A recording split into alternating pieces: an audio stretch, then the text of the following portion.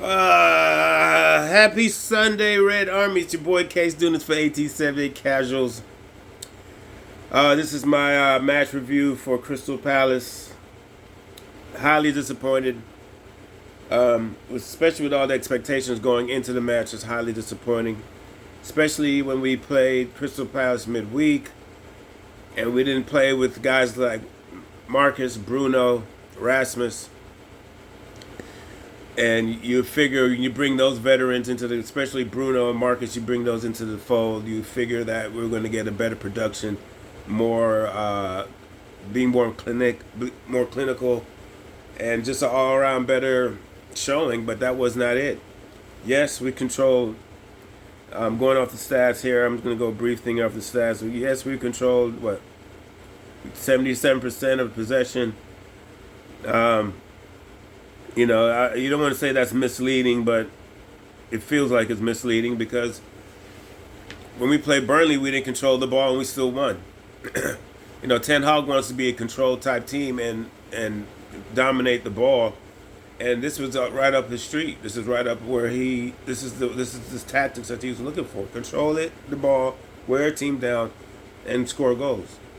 That's the key part. We're not scoring goals.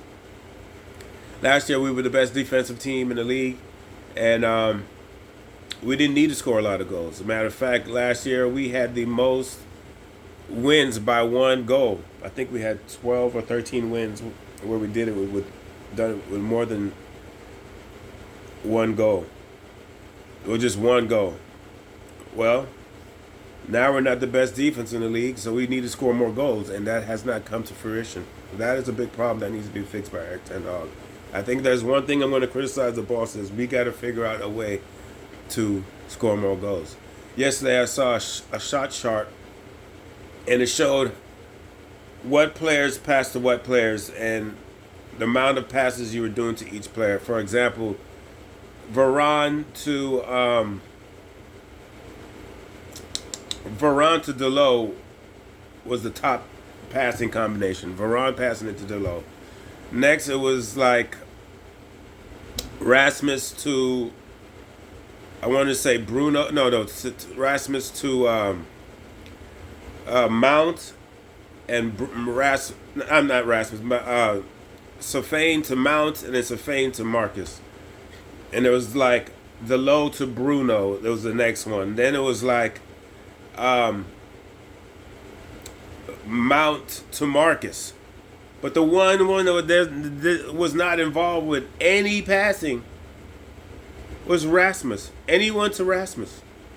How do we neglect our striker, our true number 9, our center forward? He was getting shit off scraps. He was getting stuff off scraps. They weren't feeding him the ball. What's the point, people? What's the point? And I think that's something that has to be addressed by the boss and the team. They have to hold themselves accountable, the boss and the team, for that situation. Not one thing, getting the ball to Rasmus. That has to be priority number uno one. It's got to be a lifeline.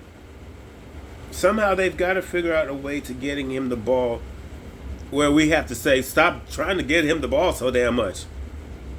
It has to be highlighted. It has to change, because what's the point of having 77% if we're not getting the ball through the middle, or we're not getting the ball to our number 9, who is talented, who will put him in the goal if he gets opportunity.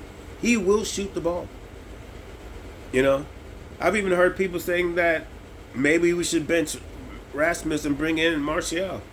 Well, what's it going to change? Rasmus didn't get the ball. I know people are saying Martial makes better decisions. I heard that argument yesterday. Martial makes better decisions than Rasmus. Rasmus hasn't had a chance to make a better decision. He's not getting the ball. And that's the one area I think we got to change as a club. Eric Ten Hag needs to change. I think that's, if I had one complaint about Eric Ten Hag, that's it. That's it. You can't, the players have to take a lot of this too. And I'm talking about the game itself. Not everything else. Not the off-field shit. Not what's going on with transfers. Not what's going on with the injuries. That goes to a whole different group of people. I put that blame on a whole different group of people. And the people I put that on is on the Glazers. I'll get to them in a minute. It's a hard thing. It's a hard pill to swallow right now. It really is. It really is, because there was so much hope coming into the game. There's so much anticipation, so much excitement. I was excited. I was pumped. You know, especially what we did midweek.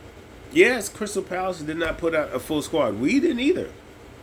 So that's why I thought when we brought in our star players, Bruno and Marcus and Rasmus, I felt that, okay, well, they're going to bring their guys. Our stars are better than their stars. Let's go. Let's elevate. But it didn't work out that way. I think the Sofane experiment at the left back, it's found out. They just pressured him, and I knew they were going to go pressure him. And I thought once they pressured him, maybe Mount will come down and get that going. Mount played pretty decent yesterday, but it's weird. Like when Mount plays better, Bruno goes disappearing. He disappears. When Bruno plays better, Mount's not involved. Somehow we got to get that combination on the field to work. Maybe putting Mount on the right. I don't know. I really don't know. I don't get paid to do that. I just know it's not working, and that's concerning too. Mount played fair yesterday, but Bruno was missing. Marcus, Ten Hag addressed Marcus. Said basically he has to do better. Has to make better decisions. He's got to make better decisions, and we all see that. That's visually, we can see that. Marcus has to make better decisions. The head down thing, and, there was times where he let the defense be able to adjust to him and circle him, and then he would make a bad decision and try to take on three people, where just pass your way out of it, my dude. Just pass your way out of it. Really down, really disappointed, really down. I came home yesterday. We stayed at the pub for about an hour after few pints, but it was not fun. The guys, we were joking, but it was like laughter for the pain. I came home and laid down. I was supposed to go out with a friend and watch the fight, and I canceled on her. I canceled on my people to go watch the fight. I just didn't want. I wasn't in the mood because I had so much excitement build up that morning, and it just took the energy out of me. Today, I just canceled another. I was supposed to go hang out with another friend today and watch some NFL. Just told her I wasn't in the mood. I love the club. I love Manchester United Football Club, but I know one thing. I am a supporter. That's my role in this club. I'm a supporter. I'm not a tactician. I'm not a coach. I'm not a general manager. And a lot of us feel like we are part-time coaches, part-time football directors, part-time team doctors, part-time strikers, part-time whatever. And we think we could tell those people what to do. I'm pretty sure Ten Hag is not happy with the situation that's going on right now. His plate is full. Only one thing I think he needs to focus on is getting the ball to the striker a little bit more. Other than that, we just got to support and realize, stop directing the blame and talking about getting out another manager. I don't understand how people are doing that right now. I'm seeing it on every YouTuber. I'm seeing it on the papers. On Twitter, I wake up, it's Eric Ten Hag out is trending. What are we doing? What are we doing? We can't just quit like that. Bringing in another manager is not going to solve anything, because you know why? The Glazers are still here. The Glazers are still here. The Glazers are still running this club down. For God's sakes, for fuck's sakes, we went months without a team doctor. A team doctor. That's very important. It's a tough time, man. It's a tough time, but we can't just let the Glazers get scapegoated. Let them blame it on another person. We can't do that. We got to stick to our guns. We got to support the team. Understand it's a tough patch we're going through. And the next few games are very important. We need to pick these games up. My mood will change today. I know it will, but I'm just still in the funk right now. It's because I love the club. I love the supporters. I love the players. I love the boss. And I'm going to support them. As supporters, we should support them and realize that's our role. We can't be talking about getting rid of another coach. That's self-destruction. That's self-destruction. So, I'm going to smile. I'm going to get it going. I'm going to get up, brush my teeth, shower, because I just got up and decided to do a video because I got tired of seeing all the funk. It's a tough patch we're going through. It's a tough run, but we'll get through it. We got to support. They need to feel our support. When times are rough, that's what supporters are supposed to support. You can't always do it when things are shiny and golden. All right? Get my mood up. Shout out to everybody who's at the pub.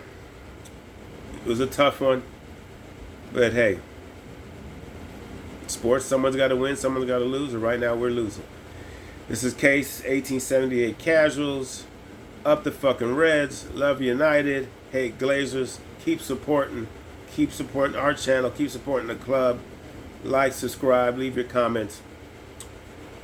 I'm going to cheer up eventually. One love.